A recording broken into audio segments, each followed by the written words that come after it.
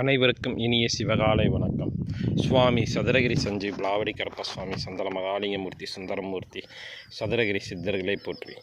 நம்ம இப்போ பார்க்க போகிற வீடியோ என்னங்கன்னா, பேய் மிரட்டி என்னும் சொல்லக்கூடிய இந்த மூலிகை தாங்க இந்த வீடியோவில் நம்ம பார்க்க போகிறோம். இந்த பேய் மிரட்டி இலை மிகவும் சக்தி வாய்ந்தது.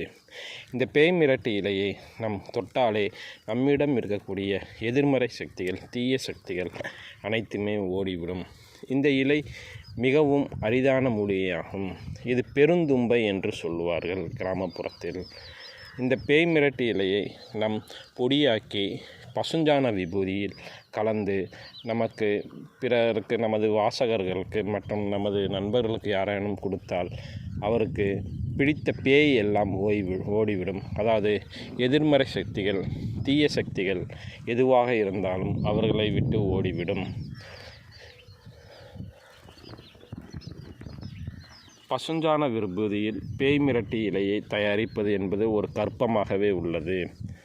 இந்த இலையை காய வைத்து, நிழலில் காய வைத்து உலர்த்தி பொடி செய்து பசுஞ்சான விபூதியில் கொடுத்தால், அந்த விபூதியை பூசினால் பேய் பிசாசுகள் மற்றும் முனிகள் மற்றும் பல துஷ்ட ஆத்மாக்கள், ஆவிகள் இதனுடைய தொந்தரவுகள் உடனே ஓடிவிடும்.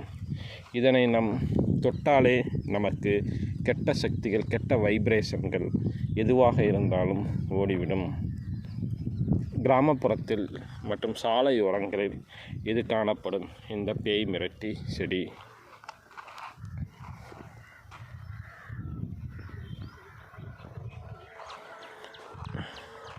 இதன் இலைகள், விதைகள் உள்ளக்க